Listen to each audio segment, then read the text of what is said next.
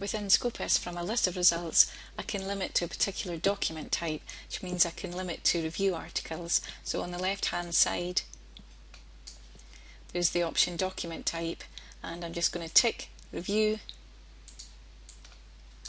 and then click the limit to button. And so now I've found 20 results, and all of these will be review articles. I'm going to select the first record by clicking on the title. If I want to save any of these references, then I can add them to my list, so I select the add to my list option at the top, and you'll see it then says the document has been added to the temporary list. I can go through my records, choosing the next button and adding any to my list that I want to keep. So I'll add this one to my list. Then once I've selected all the references I want, I go to the my list option at the top of the list. Here's the 2 records that I've saved. I'm going to select the all option, and then from there I can choose to download them all or print, email them.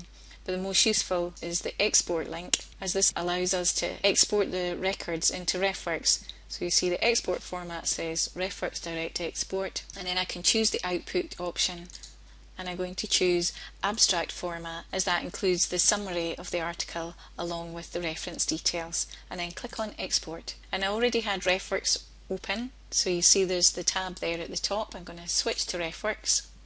I can see the import references window from RefWorks, and at the foot I click on view last imported folder button. Here's the 2 records that I imported from Scopus, and on the right hand side a list of the folders that I have in RefWorks. I can move the references into the folder in 2 different ways. I can either click on the grey bar above a reference and just drag and drop it into a folder, or if I have quite a few in my list, I can select them by ticking in the boxes next to the reference. Make sure the selected option is selected at the top, and then choose the folder icon, and that shows me a list of all the folders that I have. And then I can just choose the folder name, and that will move the records into it. So click on the folder name, and you can see the number of references that I have in the Library Practical folder has gone up, and underneath each of the references it now says that it's in the Library Practical folder. I'm going to go back to the Scopus tab.